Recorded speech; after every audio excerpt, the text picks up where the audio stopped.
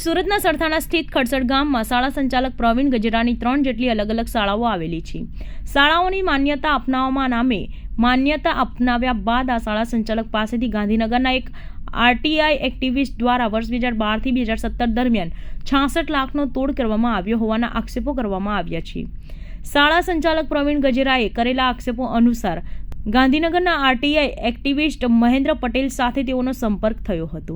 સુરત જિલ્લા શિક્ષણ અધિકારી અને ગાંધીનગર સુધી તેઓના તાર જોડેલા છે અને શાળાની માન્યતા તેઓ ઝડપથી અપાવી શકે છે તેવી ડંફાસો ફાંકવામાં આવી હતી, જેથી પ્રવીણ ગજરાએ પોતાની શાળાની માન્યતા અપનાવવા માટે મહેન્દ્ર પટેલનો સંપર્ક કર્યો હતો. અગાઉ શાળાની માન્યતા અપાવી લાખો રૂપિયાની મત્તા પડાવી લીધી હતી.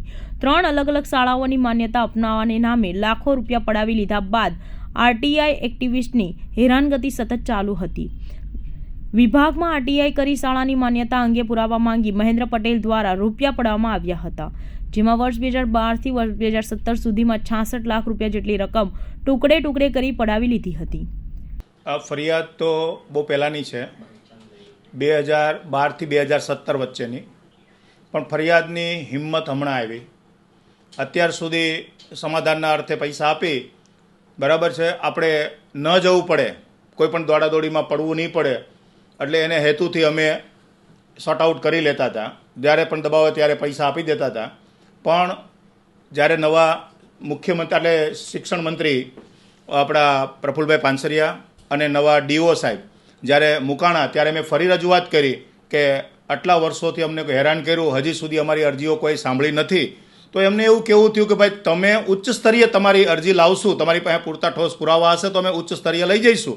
એટલે પ્રફુલભાઈ પાનસરિયાના કહેવાથી સીઆઈડી ક્રાઇમ બ્રાન્ચે સપોર્ટ કર્યો અને ગૃહમંત્રી આપણા જે છે, બરાબર, એ ગૃહમંત્રી એ પણ આખી ટીમે પણ પૂરતો સપોર્ટ કર્યો અને સપોર્ટ કરી અને આજે અમારામાં હિંમત આવી અને અમે રજૂઆત કરી છે કે અમને પૂરતો ન્યાય મળે.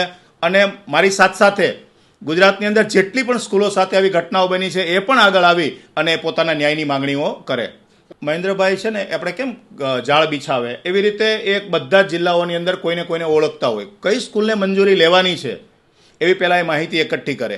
જે સ્કૂલ મંજૂરી લેવાની હોય એની પાસે જાય, પાસે ગયા પછી એના ડોક્યુમેન્ટ માંગે, લાવ હું તમારી મંજૂરી લઈ આપું, એમ કરી અને પોતે બધા ડોક્યુમેન્ટ એના એકઠા કરે. ડોક્યુમેન્ટ એકઠા કર્યા પછી એક એમાઉન્ટ નક્કી કરે, તમને એટલામાં હું મંજૂરી લાવી આપીશ. મંજૂરી લાવી દા પછી થોડોક સમય જાય પછી એમાં કાગળિયાની અંદર જે કંઈ મંજૂરી તો એણે જ મૂકેલી છે, એણે પોતે ઓનલાઈન બધું અપલોડ કરેલું છે, એટલે માલિકને બી કંઈ ખબર હોતી નથી કે એણે શું મૂક્યું છે અને શું નથી મૂક્યું. કાગળ તો બધા એને આપી દીધા છે મંજૂરી માટે. તો એ મંજૂરી લેવા માટે કાગળ આપી દઈએ અને ફરીથી પછી થોડોક સમય જાય એટલે આ પ્રક્રિયા ચાલુ થાય, તમારી અરજી કે તમારે આ ડોક્યુમેન્ટ ખોટું મૂકેલું છે, આ ડોક્યુમેન્ટ ખોટું છે, એવી કરી અને આખી જાળની અંદર બધાને ફસાવવાનો પ્રયત્ન કરતો અને ગુજરાતની સંખ્યાબંધ શાળાઓ આમાં ફસાયેલી છે. મારી સાથે ટોટલ 2015, 16 અને 17ની અંદર મળીને થોડા દર વખતે જ્યારે પણ આવું કંઈ ઘટના બને ત્યારે 5 લાખ, 3 લાખ, 11 લાખ એમ કરતાં 66 લાખ ટોટલ મારી પાસેથી લેવામાં આવેલા છે. મહેન્દ્ર આરટીઆઈ કાર્યકર્તા જેટલા પણ છે, બરાબર, એટલે કે ટૂંકમાં આ મહેન્દ્ર પટેલ જેવા ઘણા બધા બીજા અલગ અલગ સિટીઓની અંદર કાર્યરત છે જ, કે જેની અરજીઓ નાની મોટી આવે, પણ સૌથી વધારે મારી સ્કૂલની અંદર અરજી આવી હોય તો મહેન્દ્ર પટેલની આવેલી છે.